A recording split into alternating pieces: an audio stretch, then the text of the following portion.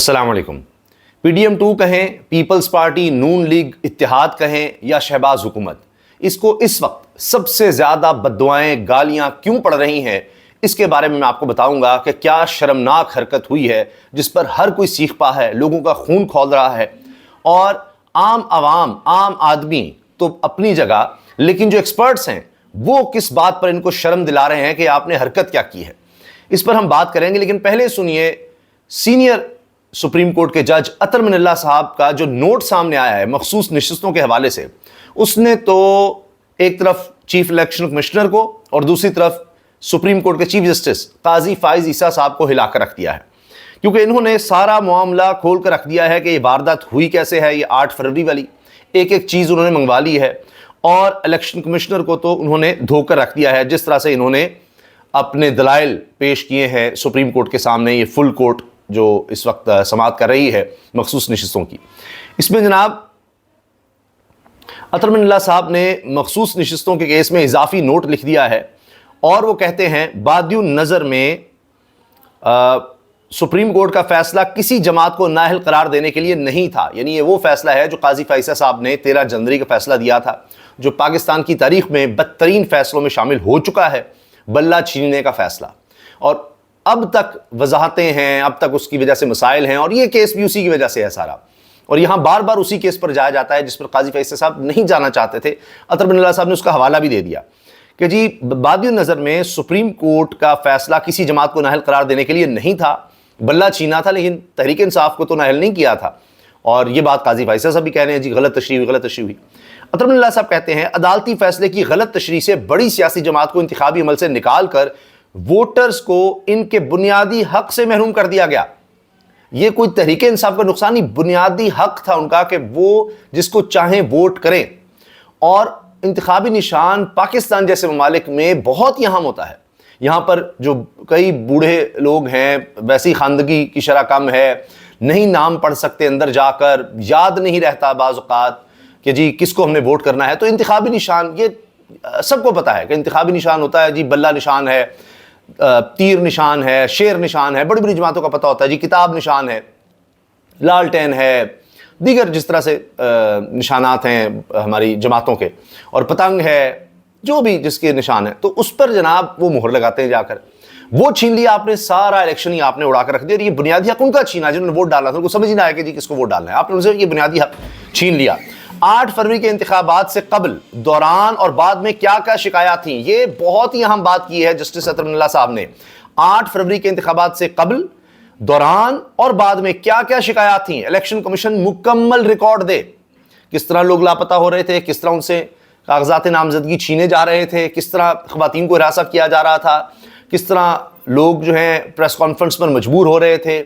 کس طرح جناب وہ چھپ کر بیٹھے ہوئے تھے، گرفتاریاں کیسے ہو رہی تھیں، کس طرح کیمپین نہیں چلنے دی جا رہی تھی، کس طرح ان کے اشتہارات اتارے جا رہے تھے، کس طرح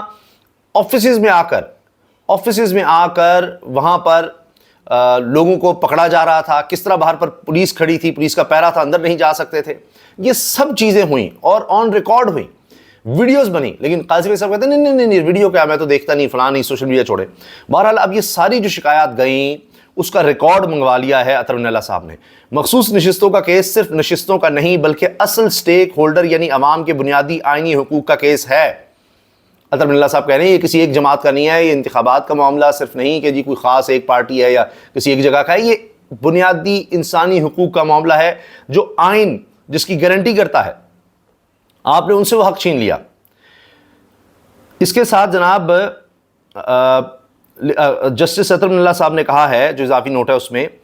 کہ جتنا کچھ یہ دھاندلی کے حوالے سے ہوا ہے درخواستوں کو اسی کیس میں مقرر کرنے کا کہہ دیا ہے کہ یہ جو مبینہ دھاندلی ہوئی 8 فروری کو، اس پر درخواست ہے تحریک انصاف کی، اور بہت سے لوگ ظاہر اس پر اعتراض کریں کیا کیا ہوا، ثبوت بھی سب کے سامنے ہے، تو پی ٹی آئی سمیت دیگر سیاسی جماعتوں کو لیول پلینگ فیلڈ دینے سے متعلق بھی جواب دیا جائے، عطر من اللہ نے کہا ہے۔ بتائیں chief election commissioner, election commission کیا کر رہا تھا، سب کو نظر آ رہا تھا کہ کیا ہو رہا ہے۔ تو اس پر جناب جو درخواستیں 8 فروری میں جو دھاندلی ہوئی وہ بھی اس کے ساتھ لگائی جائیں، اور وہ بھی یہی مخصوص نشستوں کے ساتھ سنا جائے۔ تو عطر من اللہ صاحب کا یہ رات گئے جو اضافی نوٹ سامنے آیا ہے، اس نے تو تہلکہ مچا دیا ہے۔ اور یہی بات عمران خان صاحب جب سپریم کورٹ کے سامنے ویڈیو لنک کے ذریعے پیش ہوئے تھے اس میں انسانی حقوق کی انہوں نے بات کی تھی، وہ براہ راست نشر نہیں کی گئی وہ ساری کارروائی، اور اس میں جناب یہ بات آتی رہی بار بار، انہوں نے کہا چند منٹ بولنے کا ان کو موقع ملا، اس میں انہوں نے یہ بات کی تھی انسانی حقوق کی، آرٹ فور الیکشن کی، قوم آپ کی طرف دیکھ رہی ہے ورنہ یہاں سب کچھ ختم ہو چکا ہے۔ اب دوسری طرف کیا ہوا ہے، ٹریان وائٹ کیس میں اسلام آباد ہائی کورٹ کے 3 رکنی بینچ کا تفصیلی فیصلہ آیا۔ تحریک انصاف کی جانب سے اسلام آباد ہائی کورٹ کے 3 رکنی بینچ کے تفصیلی فیصلے کا بھرپور خیر مقدم کیا گیا ہے۔ چیف جسٹس اسلام آباد ہائی کورٹ جسٹس عامر فاروق سے ان سے کہا گیا ہے جی رضاکارانہ طور پر منصب سے الگ ہو جائیں، ان سے کہا گیا جی آپ رضاکارانہ طور پر الگ ہو جائیں، کیونکہ آپ کے ججز نے کہہ دیا ہے کہ آپ نے اپنے اختیارات کا غلط استعمال کیا۔ اب یہ جو 3 ججز کا فیصلہ ہے اسلام آباد ہائی کورٹ کے ججز کا، اس میں جب لکھا آپ نے اختیارات کا غلط استعمال کیا چیف جسٹس اسلام آباد ہائی کورٹ نے، کہ بینچ بنا کر انہوں نے اس کو جب فیصلہ آ گیا 2 ججز نے ان سے اختلاف کیا، بھلے وہ چیف جسٹس تھے لیکن 3 ججز نے فیصلہ دینا تھا، میجورٹی سے فیصلہ آنا تھا، 2 ججز نے فیصلہ دے دیا، انہوں نے وہ بینچ ہی توڑ دیا اور فیصلہ بھی ہٹوا دیا ویب سائٹ سے۔ تو یہ مس کنڈکٹ کے ویسے زمرے میں آتا ہے، اور اب یہ کہا جا رہا ہے کہ جی چیف جسٹس اسلام آباد ہائی کورٹ عامر فاروق کے خلاف مس کنڈکٹ کا معاملہ آنا چاہیے ابھی، اور یہ مقبول جان صاحب حال ہی میں درخواست لے گئے ہیں چیف جسٹس قاضی فیصل کے خلاف، وہ ایک الگ سے درخواست ہے۔ اب جو میں نے شروع میں عرض کیا کہ گالیاں، بد دعائیں، یہ سب سے زیادہ کس بات پر پڑ رہی ہیں؟ مہنگائی کا طوفان آ گیا ہے، غریب پر ٹیکس لگا دیا 18% جی ایس ٹی، آپ نے ہر طرح سے لوگوں سے ان کا جو روزگار جو وہ محنت سے کماتے ہیں اس کو کم کرنے کی کوشش کر دیا، ان کا خون تک نچوڑنے کی، ہڈیوں سے بھی نکالنے کی پوری یہ کارروائی ڈال دی ہے۔ تو اس میں جہاز کے کرائے، وہ سمجھے جائے کہ جی جہاز پر تو امیر آدمی سفر کرتا ہے، ذرا پتہ کریں کہ سب سے زیادہ سعودی عرب میں پاکستانی کتنے ہیں جو بڑے کوئی امیر ہیں، وہاں کس لیے گئے ہیں؟ اپنے پیاروں سے دور، سعودی عرب میں، یو اے ای میں، وہاں پر جناب انہوں نے 12,500 روپیہ فری ٹکٹ اضافہ کر دیا ٹیکس کی صورت میں، ان پر ٹیکس لگے گا۔ اچھا، بچوں کے دودھ تک کو نہیں بخشا، اس پر بھی ٹیکس لگایا ہے، بچوں کے دودھ پر بھی۔ اب آپ مجھے بتائیے کہ آپ کہتے ہیں جی قربانی دو، ہر بندہ ٹیکس دے، تنخواہ دار طبقہ 50% کے لگ بھگ ٹیکس دے 45 سے 50% ان پر ٹیکس لگا دیا، اور اپنے لیے کیا کیا ہے؟ Prime minister house, president house, governors کے لیے، اسمبلی ممبران کے لیے 150% اضافہ کر دیا ہے، ٹکٹیں فری زیادہ بڑھا دی ہیں جناب، ان کے لیے، ان کے خاندان کے لیے جناب کرائے کوئی نہیں، آپ جہازوں میں سفر کریں، آپ کے لیے زیادہ کر دیا ہے۔ تو یہ کسی نے کہا کہ یہ بہترین جناب، یہ جو غریب کا خون نچوڑا جا رہا ہے نا، اس سے ٹیکس لیا جا رہا ہے، بچوں کے دودھ سے بھی اس کے ٹیکس نکال لو، پیٹرول سے بھی اور نکال لو، گیس سے، بجلی سے،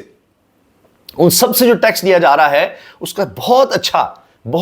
اچھا استعمال یہ ہے کہ ان اسمبلی ممبران کو مفت ٹکٹ تقسیم کیے جائیں، جائیں جی جہاں آپ جانا چاہتے ہیں مفت جائیں، اور آپ کے الاؤنسز ہم نے بڑھا دیے ہیں، آپ کے لیے جو کچھ بھی الاؤنس تھے، آپ کے لیے آنے جانے کا جو آپ کو ملتا ہے ڈیلی الاؤنس، کہ جی آپ آ رہے ہیں جی آج حاضری لگی ہے اس کا الگ الاؤنس ہے، وہ سب بڑھا دیے ہیں، موجے کریں۔ اس پر لوگ سب سے زیادہ سیکھ پا ہیں کہ یہ کیا حرکت ہے۔ اور سنیے کہ جتنے بھی حاضر سروس یا ریٹائرڈ سرکاری افسران ہیں، جن میں جنرلز، چاہے فوج ہے، چاہے صوبائی محکموں سے ہیں، چاہے فیڈرل محکمے سے ہیں، وفاق میں ہوں، جتنے سرکاری ملازمین ہیں، جتنے سرکاری افسران ہیں، چاہے ریٹائر بھی ہوں، ان کے لیے ٹیکس میں استثناء کر دیا ہے۔ جائیداد، پلاٹ، اس کی جناب وہ فروخت کریں گے، کوئی ٹیکس نہیں ان پر اس طرح سے لگایا گیا، عام آدمی ان کو استثناء ہے، عام آدمی ٹیکس بھگتے گا جی۔ تو بڑا یہ اچھا کام ہے، اب کیا بے نامی ان کے نام پر لگا کر جناب کو کر لے اور ان سے بچا لے اور ان کو بیچ میں سے پیسے دے دے، ٹھیک ہے کہ جی آپ کو تو ٹیکس نہیں لگنا، عام آدمی کو ٹیکس لگ جانا ہے۔ خیر، اب بات یہ ہے کہ جب ان بابوؤں کو نوازا جا رہا ہے اور ان کے لیے جناب ایک مراتی یافتہ طبقہ، بالکل آپ دیکھیے یہ اسمبلیوں میں جو پہنچ رہے ہیں، جو سینٹ میں ہیں، یہ وزیر اعظم، یہ صدر، یہ گورنرز، یہ غریب ہیں، فیصل کریم منی غریب ہیں کہ 21 لاکھ روپے بل آیا ان کے ذاتی گھر کا، انہوں نے کہا جی یہ بھی اب سرکاری گھر، یہ کیمپ آفس، یہ سب اللہ تللے ختم نہیں ہو سکتے کہ جی 21 لاکھ بجلی کا بل آ گیا تو سرکار پے کر دے جی، یہ کوئی مذاق ہے؟ یہ سب بند ہونا چاہیے۔ اگر آپ سمجھتے ہیں جی اوہو عوام سے قربانی، جی ٹیکس دیں، آپ ٹیکس دیں، آپ لوگوں کو دے کیا دے رہے ہیں؟ تعلیم نہیں، صحت نہیں، بنیادی ضروریات نہیں، آ جا کر دودھ پر، بنیادی اشیاء پر آپ نے کھانے پینے، خوراک، ادویات پر ٹیکس لگا دیا اتنا زیادہ کہ اب وہ جی نہ سکیں، کوئی بیمار ہو گیا تو وہ صحت یاب ہی نہ ہو سکے، ادویات اتنی مہنگی ہو جائیں، اس کی خوراک بھی آپ نے چھین لی، ادویات بھی چھین لی، اور اپنی یہ اشیاء چل رہی ہیں، وہ نہیں آپ نے کم کی، وہ بڑھا دی ہیں، کم تو چھوڑیے کرنا، بڑھا دی ہیں۔ آپ جی ایک تو سرکاری گھر ملا ہوا ہے، دفتر ملا ہوا ہے، نوکر چاکر، پیٹرول، گاڑیاں، ہر چیز ملی ہوئی ہے، نہیں یہ ناکافی ہے، میرے ذاتی گھر کو بھی جناب سرکاری گھر ڈکلیئر کر کے اس کا سارا خرچہ جو ہے وہ یہ ٹیکسوں سے نکالو، یہ حال ہے۔ تو جب یہ سب گورنرز کا، پرائم منسٹر، صدر کا، یہ بابوؤں کا، ریٹائرڈ ہیں جو سرونگ ہیں، یہ جتنے سرکاری افسران، ان کا یہ سب جا رہا ہوگا نا، تو جب یہ اس طرح پلاٹ لے رہے ہیں، جائیدادیں دے رہے ہیں، تو یاد رکھیے گا کہ وہ غریب کا خون چوس کر یہ سب کر رہے ہیں،